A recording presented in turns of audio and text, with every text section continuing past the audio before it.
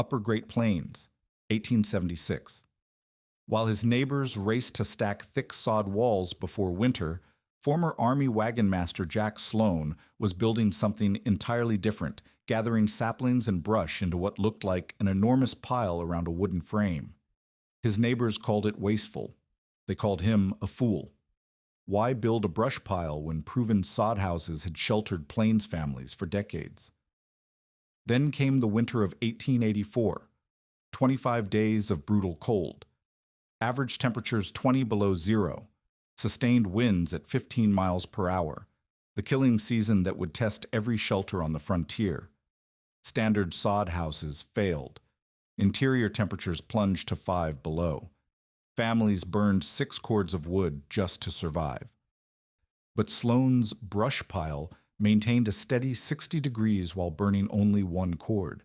What did this former wagon master understand about surviving plains winters that generations of proven homesteading wisdom had missed?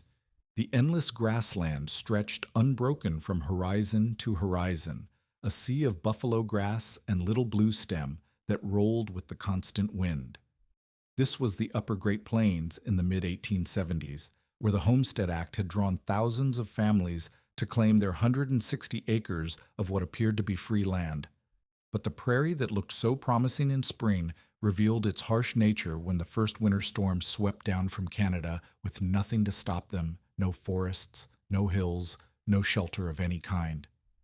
The accepted wisdom for survival in this treeless country was the sod house, or soddy, as the settlers called it.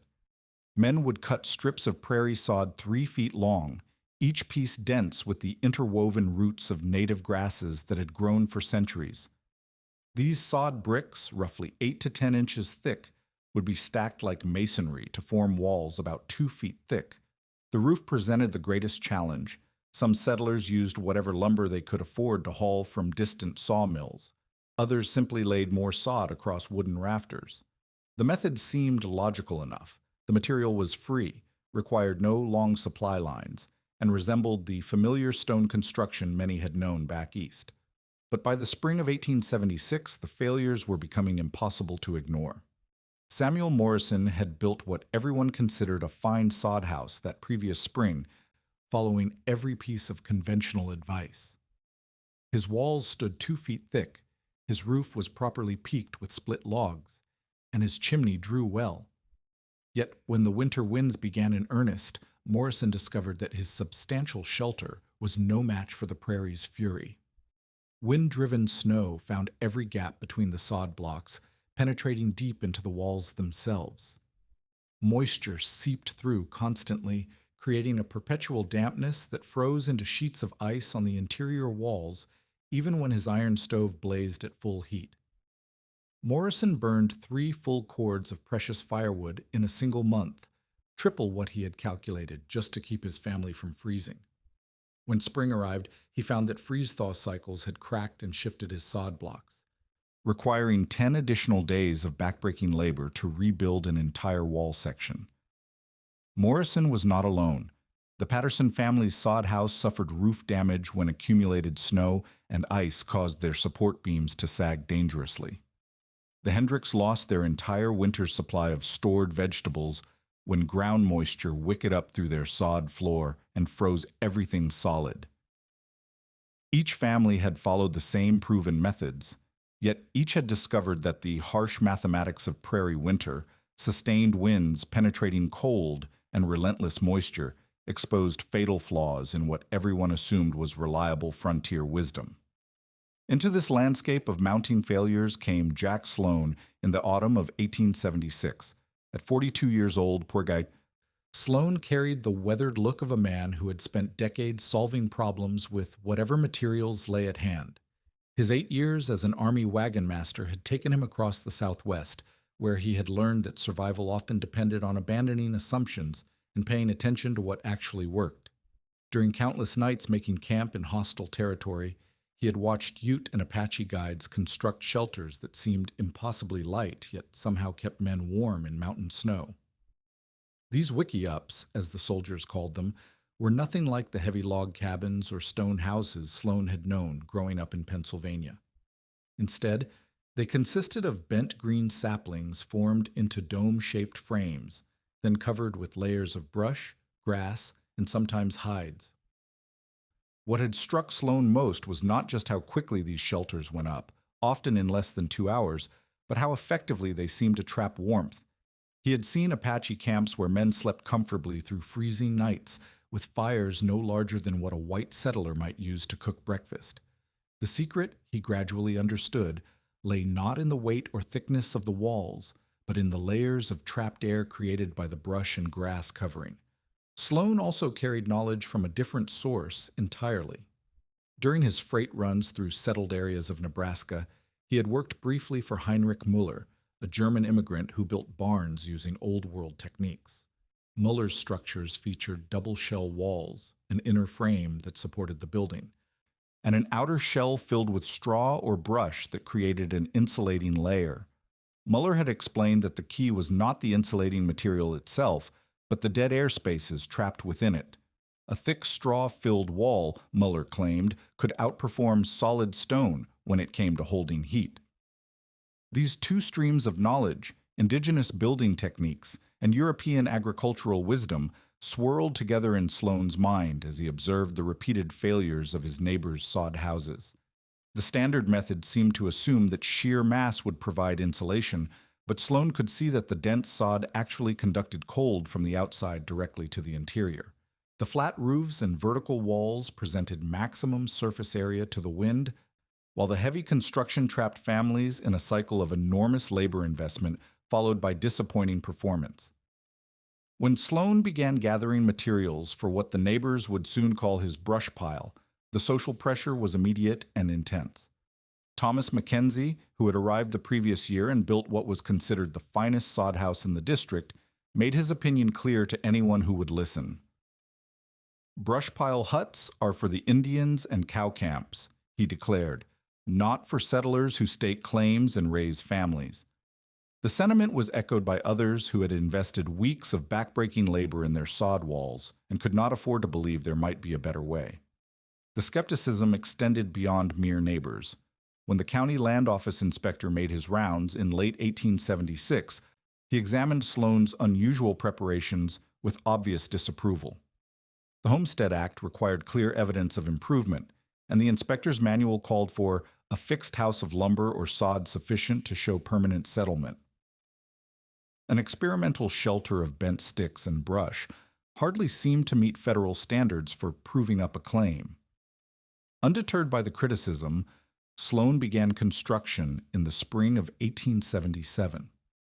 His first attempt was deliberately modest, a prototype designed to test principles rather than provide permanent housing. Using 10 flexible saplings, each about 12 feet long, he bent them into a dome-shaped frame roughly 8 feet in diameter and 6 feet high at the center. The frame alone took less than a day to complete. Over the following 3 days, he layered brush and dried grass to a thickness of approximately 2 feet, creating what appeared to be an enormous haystack with a door. The contrast with conventional construction could not have been more stark. Where a proper sod house required 2 to 3 weeks of grueling labor, cutting sod, hauling blocks, careful stacking, roof framing, and chinking, Sloan's experimental shelter was complete and habitable in 4 days. His neighbors watched with a mixture of curiosity and disdain, waiting to see how long the eccentric former wagon master would last in his Indian hut when real winter arrived. Sloan's first winter in the prototype shelter revealed both the promise and the limitations of his approach. The brush and sapling dome held interior temperatures noticeably higher than neighboring sod houses, but moisture still crept in around the smoke hole, and he found himself supplementing with more firewood than his calculations had predicted. The structure had proven the basic concept, but Sloan recognized he was still missing crucial elements of what needed to become a complete system. The winter of 1878 provided a harsh laboratory for studying exactly what went wrong with conventional construction. Even the most carefully built sod houses demonstrated a fundamental flaw that became apparent only under sustained cold.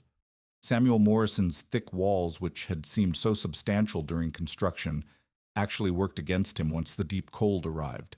The dense sod blocks, initially at ground temperature, began absorbing heat from the interior as his stove worked to warm the space. But because the outer portions of these same blocks remained in contact with the frigid exterior air, the walls became conduits that continuously drained heat from inside to outside.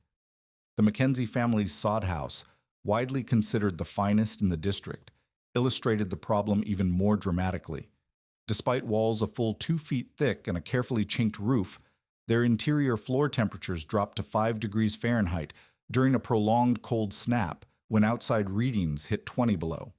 The sheer thermal mass that everyone assumed would store and radiate warmth was instead functioning like an enormous heat sink, absorbing precious warmth from the fire and conducting it steadily outward through the solid sod. Mackenzie burned 4 cords of wood in a single month trying to overcome this heat drain, yet his family still woke each morning to find ice formed on the interior walls even with the stove burning all night. The Pattersons faced similar conditions, watching helplessly as their carefully hoarded fuel supply dwindled while their home remained barely habitable. What had seemed like sound engineering, thick, heavy walls for insulation, was proving to be precisely the wrong approach for the prairie's relentless cold. Sloan spent that winter analyzing these failures while refining his own approach. His observations of Ute construction techniques had shown him that effective insulation came not from mass, but from trapped air. A Wikiup's brush covering worked because countless tiny air pockets within the layered vegetation created barriers to heat transfer. The brush itself was not the insulator, the air spaces were. This understanding led Sloan to Heinrich Müller's barn-building wisdom about double-shell construction. Müller had explained that the most efficient Germanic barns used an inner structural shell to support the building, then filled the space between inner and outer walls with loose straw or brush. The key insight was that this fill material worked precisely because it was loose and randomly arranged, creating maximum air entrapment. A solid wall, no matter how thick, could never match the insulating value of the same thickness of material arranged to trap air. During the spring and summer of 1879, Sloan designed and built his refined system. He began with a more robust frame using 12 saplings, each 14 feet long, bent into a dome that measured 10 feet in diameter and 7 feet high at the center. The increased size provided more interior volume while maintaining the efficient dome shape that minimized surface area exposed to wind. The critical innovation came in the layering technique. Rather than simply piling brush over the frame, Sloan created a deliberate sequence. First, he wove smaller branches horizontally through the vertical saplings, creating a basket-like inner structure. Next came a dense layer of dried grass and smaller twigs, packed loosely to maximize air pockets. The outer layer consisted of longer brush stems laid like overlapping shingles, designed to shed water while maintaining the insulating air spaces beneath. The completed envelope measured 2.5 feet thick, slightly more than his prototype, but the real difference lay in its internal organization. Where the first shelter had been essentially a pile of brush held in place by the frame, this version created distinct layers that worked together. The inner basket work prevented the insulation from settling and compacting. The middle layer of fine material provided the primary thermal barrier. The outer layer protected everything from weather while maintaining structural integrity. Sloan added one more crucial element that winter, an inner lining of rough-hewn boards salvaged from packing crates and canvas sacks. This created an air gap between the living space and the insulation layer, preventing the occupant's body heat and moisture from direct contact with the brush. The lining also provided a clean interior surface and helped contain the insulation when the door was opened. The heating system required equal attention to detail. Instead of simply building a fire on the ground, as he had done in the prototype, Sloan constructed a raised hearth of flat stones, elevated 6 inches above the floor level. This prevented ground moisture from affecting the fire and allowed better air circulation for combustion. More importantly, the stone platform absorbed radiant heat during active burning and continued radiating warmth long after the flames died down. The winter of 1879 provided the first true test of the refined system. A 10-day cold snap in January brought sustained temperatures averaging 15 degrees below zero, with the coldest night reaching 22 below. Winds averaged 12 miles per hour throughout the period, creating brutal wind chill conditions that penetrated any gap in conventional construction. Sloan's dome shelter maintained interior temperatures between 55 and 60 degrees Fahrenheit throughout the entire cold snap, burning only 1 cord of wood total. His morning temperature readings, taken with a reliable thermometer positioned 3 feet from the fire pit, never dropped below 50 degrees even when the fire had been out for 6 hours. Meanwhile, his neighbors struggled desperately with their sod houses. The Mackenzie family burned 3 full cords during the same 10-day period, yet watched their interior temperatures plummet to 10 degrees on the coldest nights. The Patterson family actually abandoned their house on the 3rd night, crowding into the Mackenzie place when their own shelter became uninhabitable despite continuous firing of their stove. The thermal performance difference was so dramatic that several neighbors initially suspected Sloan of exaggerating his fuel consumption. Thomas Mackenzie personally inspected Sloan's woodpile before and after the cold snap, confirming that the brush shelter had indeed used 1/3 the fuel while maintaining temperatures 40 to 50 degrees warmer. The explanation lay in basic physics that conventional frontier wisdom had overlooked. Sloan's layered brush envelope trapped thousands of small air pockets that resisted heat transfer through convection. The dome shape minimized the surface area through which heat could escape while maximizing interior volume. The inner lining prevented heated air from mixing directly with the insulation, while the raised stone hearth provided thermal mass that released heat gradually rather than all at once. Most importantly, the entire system worked with natural heat dynamics rather than fighting them. Where sod houses tried to overcome heat loss through brute force, burning more fuel to compensate for poor insulation, Sloan's design prevented heat loss in the first place, requiring far less fuel to maintain comfort. Success with the insulation system had solved the fundamental heat retention problem, but Sloan's observations during the winter of 1879 revealed a second critical challenge that conventional frontier building ignored entirely. Prairie storms didn't simply bring cold, they brought wind-driven snow that could penetrate any gap, accumulate against vertical surfaces, and create crushing loads on horizontal roofs. Even his refined dome shelter, while far superior in thermal performance, still struggled with snow infiltration around the door opening and wind-driven moisture that found its way through the outer brush layer during the worst storms. The sod houses suffered even more dramatically from these wind-related failures. Their flat or gently sloped roofs became collection platforms for snow, often accumulating 12 to 18 inches during a single storm.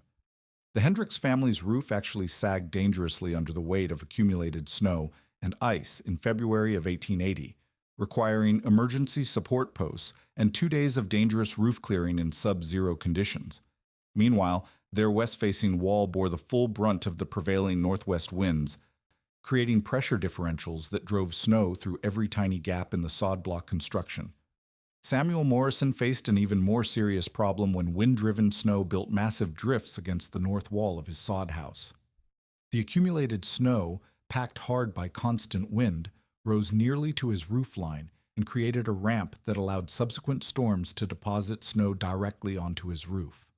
By midwinter, Morrison was climbing out through a tunnel he had to dig each morning, while the snow load above him grew increasingly dangerous. Sloan recognized that his shelter needed to work with wind patterns rather than simply endure them. During the spring of 1880, he spent considerable time observing how snow moved across the open prairie, noting that drifts formed predictable patterns around any obstruction. Natural brush piles that had survived from previous years showed him that snow accumulated on the windward side of solid barriers, but was swept clean from surfaces that curved away from the wind direction. This observation aligned with knowledge he had gained from an Apache elder during his freighting days in the San Juan Mountains. The old man had explained through an interpreter that wickiups were built not just for quick construction, but specifically to let heavy winds wash over rather than crash into flat surfaces. The curved poles and rounded profile he had demonstrated caused wind to flow around and over the structure rather than creating the pressure buildup that could collapse flat walls or strip away covering materials. Sloan's solution began with careful site selection and orientation. Rather than placing his shelter randomly on his claim, as most settlers did, he studied wind patterns throughout the summer of 1880 and positioned his new structure so that the entrance faced southeast, away from the prevailing northwest winter winds. This simple change meant that the door opening, the most vulnerable point in any shelter, would be in the wind shadow during the worst storms. But orientation alone wasn't sufficient. Sloan added a windbreak system that he adapted from both indigenous and immigrant sources. He constructed a low wall of tightly packed brush around the base of his dome, extending outward about 3 feet and rising 8 inches above ground level.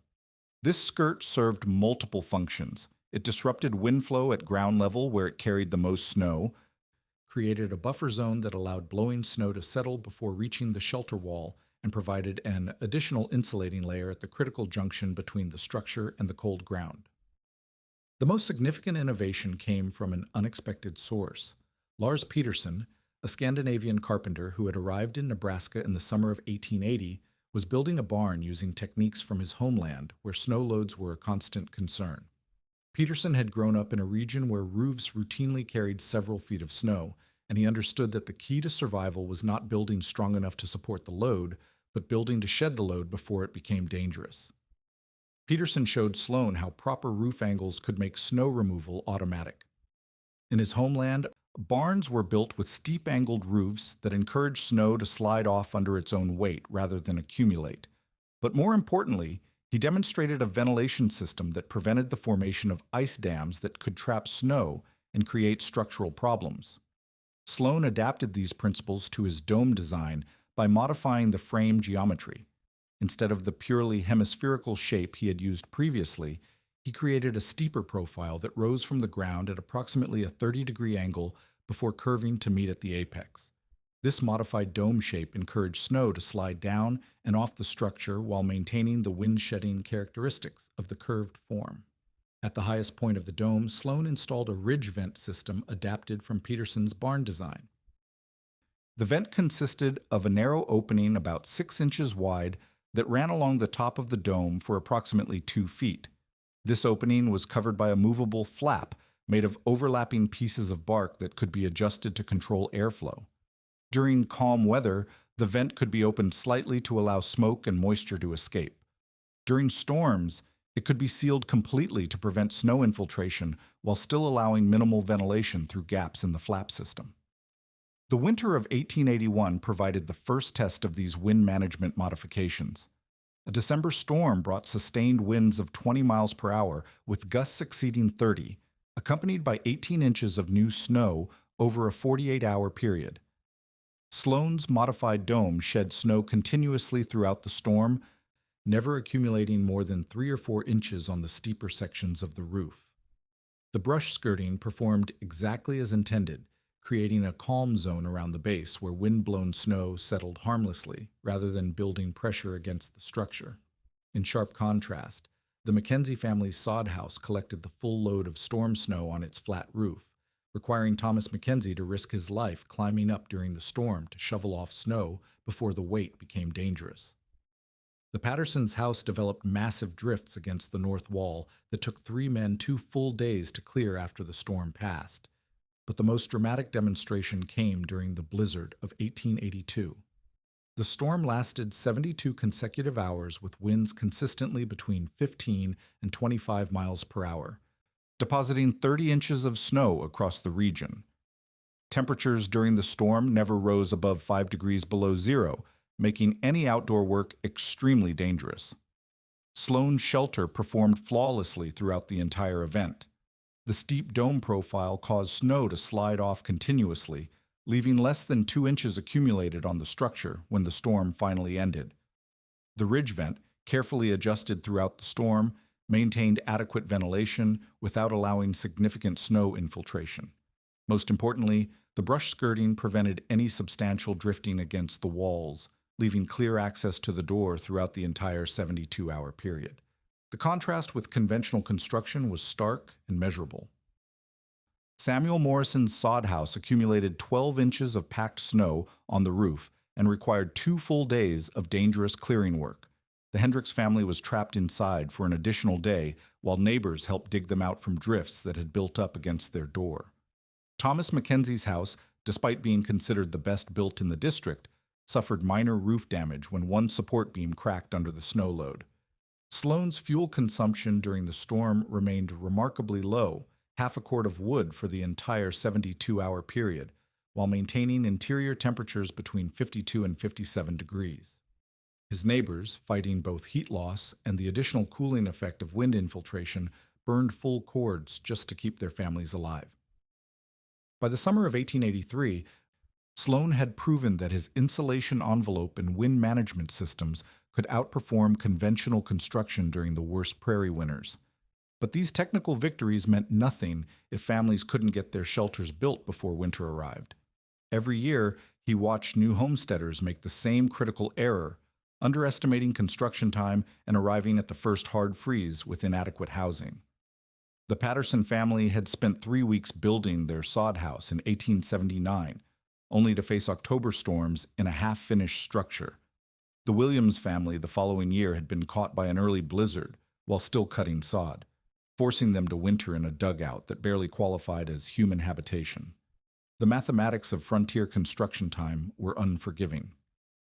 A proper sod house required cutting approximately 400 individual blocks, each measuring roughly 3 feet long by 8 inches wide by 4 inches thick.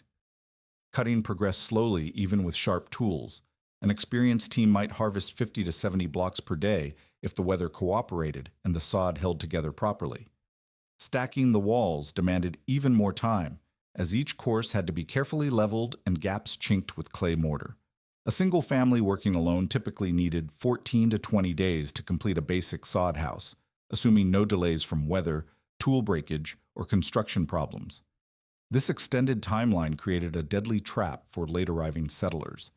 Families who reached their claims in late August or early September often found themselves racing against the calendar, working frantically to complete construction before killing frosts arrived in October. Many compromised their work quality in the rush, creating structures that looked adequate but failed catastrophically when tested by severe weather. Sloane's refined dome system offered a radical alternative to this time pressure. His construction method used materials that required no preparation. Green saplings could be cut and bent immediately, while brush and grass could be gathered continuously throughout the building process. Unlike sod blocks that had to be cut to precise dimensions and transported carefully to avoid breakage, Sloane's materials were forgiving and abundant. The construction sequence he had developed moved with assembly line efficiency. On the first day, he would select and cut 12 saplings, strip them of side branches, and bend them into the dome framework. The framework alone, properly tied and braced, was completed in 6 to 8 hours. Day 2 focused entirely on gathering and placing the insulation layers, first the inner basket work of smaller branches woven through the frame, then the middle layer of fine brush and grass, finally the outer weatherproofing layer of longer stems. Day 3 brought the critical innovation that distinguished Sloane's system from both his earlier prototypes and conventional construction. Rather than simply placing his stone hearth on the ground level, as he had done previously, Sloane now excavated a circular pit 18 inches deep and 3 feet in diameter at the center of the shelter floor. This pit was then filled with carefully selected field stones, flat pieces that fit tightly together without gaps, and packed with clay mortar made from local prairie soil mixed with water. The stone thermal mass system represented a fusion of techniques Sloane had learned from multiple sources. A Slovak immigrant named Joseph Tomek, who had settled near the Missouri River bottom lands, had described the heated stone floors used in his homeland's peasant cottages. These floors, Tomek explained, absorbed heat from the daily cooking fires and radiated warmth throughout the night, reducing the need for continuous burning. Tomek had also mentioned that, in his village, families would heat stones in the fire and then place them under beds or in corners to provide localized warming during the coldest nights. Sloane adapted this principle to prairie conditions by creating a permanent thermal mass installation. His stone pad, measuring approximately 7 square feet of surface area, absorbed radiant heat from the fire throughout the evening burning period. More importantly, the 18-inch thickness of stone stored substantial thermal energy, that released slowly over 6 to 8 hours after the fire died down. The thermal mass worked in perfect integration with the insulation envelope Sloan had already perfected. While the layered brush walls prevented heat loss to the exterior, the stone pad provided a heat source that continued warming the interior air long after active burning ceased. The combination created a thermal system that required far less fuel input while maintaining more consistent interior temperatures. Day 4 of construction involved installing the inner lining system and creating the entrance. Sloan had learned to salvage materials wherever possible: wooden planks from shipping crates, canvas from worn-out wagon covers, even flattened tin cans that could be arranged to create smooth interior surfaces. The key was creating an air gap between the living space and the insulation layer, while providing surfaces that could be easily cleaned and maintained. The completed shelter was fully habitable after 4 days of work, less than 1/4 the time required for a sod house. But more critically, those 4 days could be spread across several weeks as materials became available and weather permitted. Unlike sod construction, which required sustained effort to prevent cut blocks from drying out and cracking, Sloan's method allowed flexible scheduling that adapted to the unpredictable demands of frontier life. The winter of 1883 provided a comprehensive test of the integrated system. An early October storm caught many families still completing their construction projects, but Sloan had finished his new shelter by mid-September. When the first sustained cold period arrived in November, 10 consecutive days with nighttime temperatures below zero and daytime readings barely reaching 10 above, the thermal mass system demonstrated its value. Sloan's evening routine consisted of building a moderate fire in the stone-lined pit and feeding it regularly until bedtime around 9 o'clock. The stones absorbed heat steadily throughout this 3-hour burning period, reaching temperatures well above 100 degrees Fahrenheit by the time the fire was allowed to burn down. After banking the coals and sealing the ridge vent for the night, the heated stones continued radiating warmth into the well-insulated interior space. Temperature measurements taken with his reliable thermometer showed remarkable thermal stability. At bedtime, with the fire reduced to glowing coals, interior temperature averaged 58 degrees. By morning, typically 7 hours later, the temperature had dropped to only 44 degrees, a decline of just 14 degrees over the entire night. The stone pad remained noticeably warm to the touch, even 8 hours after the last flames had died. Samuel Morrison, still struggling with his sod house nearby, provided a stark comparison. Despite burning 2 full cords of wood during the same 10-day cold snap and maintaining active fires throughout most nights, Morrison's interior temperature dropped from 55 degrees at evening to 20 degrees by morning, a devastating 35-degree decline that made morning activities almost unbearable. The fuel economy difference was equally dramatic. Sloan's integrated system, efficient envelope, wind management, and thermal mass storage required only half a cord of wood during the 10-day test period. Morrison burned 4 cords trying to maintain basic habitability in his sod house. The Williams family, whose construction had been rushed and poorly chinked, burned 5 cords and still watched ice form on their interior walls during the coldest nights. By the end of 1883, Sloan's system had evolved into a fully integrated solution to prairie survival.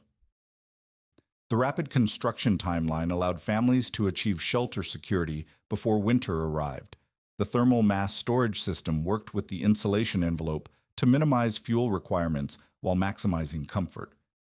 The wind management features prevented structural damage and heat loss during storms. Most importantly, every component used materials available locally at no cash cost, making the system accessible to the poorest homesteading families. The winter of 1884 arrived with ominous signs that veteran plainsmen recognized immediately. Temperatures dropped unusually early in November, and the first snows came with a persistence that suggested the season would be longer and more brutal than usual.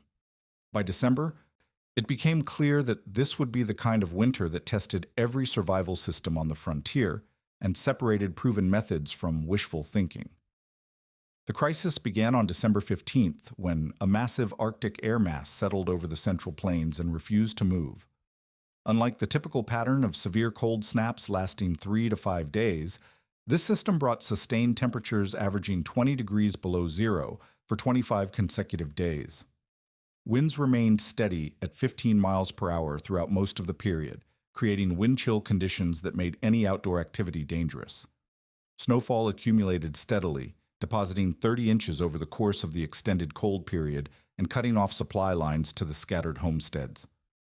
For the first time since Sloan had developed his system, an entire community faced simultaneous testing under identical conditions.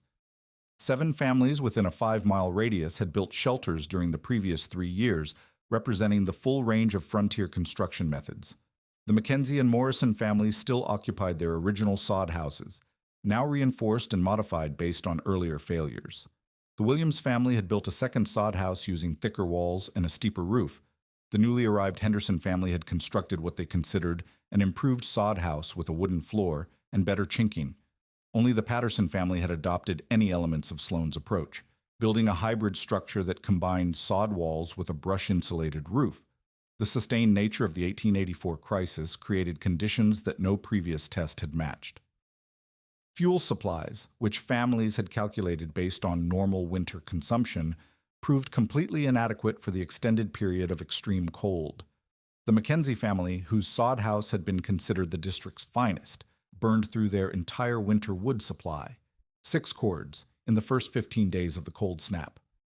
With 10 days of brutal weather still ahead and no possibility of obtaining additional fuel, Thomas Mackenzie faced the prospect of burning furniture and interior fittings to keep his family alive. Samuel Morrison confronted an even more desperate situation. His sod house, despite 3 years of improvements and reinforcement, required continuous firing just to maintain interior temperatures above the freezing point. By day 18 of the cold snap, Morrison had burned 5 cords of wood and was reduced to burning wooden crates, old tools, and even some of his precious agricultural implements. His family huddled around the iron stove in shifts, with children taking turns warming themselves while others wrapped in every available blanket and hide. The Williams family's improved sod house performed slightly better, but still consumed 4 cords during the crisis period, while maintaining interior temperatures that frequently dropped below 10 degrees. The Henderson family's supposedly superior construction proved little better than the older structures, requiring 5.5 cords of fuel, while their wooden floor actually conducted cold from the frozen ground more effectively than dirt floors in other sod houses. Meanwhile, Sloan's integrated system demonstrated the cumulative power of its coordinated components under the most severe conditions imaginable. His thermal mass storage system proved especially valuable during the extended crisis. The heated stone pad, recharged each evening with a moderate fire, provided consistent overnight warmth that prevented the dramatic temperature swings that plagued conventional construction. Even during the coldest nights, when outside temperatures reached 28 degrees below zero, Sloan's interior never dropped below 42 degrees. More critically, his fuel consumption remained remarkably low throughout the entire 25-day period. The well-insulated envelope prevented heat loss so effectively that the thermal mass system needed only modest recharging each day. Sloan burned exactly 1 cord of wood during the entire crisis, 1/6 the consumption of his neighbors, while maintaining interior temperatures 40 to 50 degrees warmer than the sod houses achieved even with continuous firing. The contrast became so dramatic that desperate neighbors began seeking shelter in Sloan's dome during the worst nights. On day 22, when the Mackenzie family's fuel ran out completely and their interior temperature dropped to 8 degrees below zero, Thomas Mackenzie swallowed his pride and asked Sloan to take in his wife and 2 young children. The following night, Samuel Morrison brought his elderly mother, who was showing signs of hypothermia despite their best efforts to keep her warm. Sloan's shelter, designed as a single-family structure, accommodated 7 people during the final 3 nights of the crisis. The thermal mass system, recharged with slightly longer evening fires, maintained comfortable temperatures even with the increased occupancy. The experience demonstrated not only the superior performance of Sloan's technical systems, but also their scalability under emergency conditions. When the weather finally broke in mid-January of 1885, the community conducted an unofficial assessment of the crisis. 3 of the 7 families had been forced to seek emergency shelter elsewhere. 2 families had burned their furniture and tools to survive. 4 families face spring in severely weakened financial condition due to unexpected fuel costs and property destruction. Only Sloan emerged from the crisis with his resources intact and his shelter undamaged.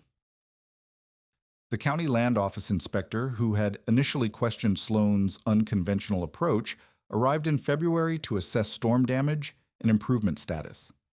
His written report noted that while several homesteads had suffered structural damage requiring extensive repair, Sloan's shelter had remained fully habitable without additional fuel supply or structural maintenance. The inspector updated his improvement guidelines to recognize brush frame construction as acceptable evidence of permanent settlement. More significantly, the crisis had created a group of converts who understood from direct experience why Sloan's system worked. Thomas Mackenzie spent the spring of 1885 learning Sloan's construction techniques and built a hybrid shelter for his livestock that combined dome framing with brush insulation. Samuel Morrison adopted the thermal mass hearth system, excavating his existing sod house floor and installing a stone pad that reduced his fuel consumption by nearly half. The Patterson family, whose hybrid approach had performed better than pure sod construction, refined their technique further and began building brush-insulated outbuildings. Most importantly, they began teaching the methods to newly arriving homesteaders, creating the first systematic transfer of Sloan's knowledge beyond his immediate influence. By 1887, homesteading journals serving the Upper Plains region were publishing detailed descriptions of brush frame construction methods. Articles in the Nebraska Farmer and the Dakota Homestead included precise measurements, material lists, and construction sequences based on Sloan's techniques.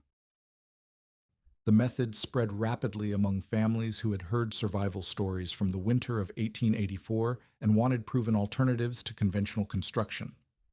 25 years later, territorial surveys documented dozens of surviving brush frame structures still in use as winter shelters, root cellars, and outbuildings across the region. Agricultural extension agents noted that homesteads using modified versions of Sloan's techniques showed measurably lower rates of winter mortality and property loss during severe weather periods.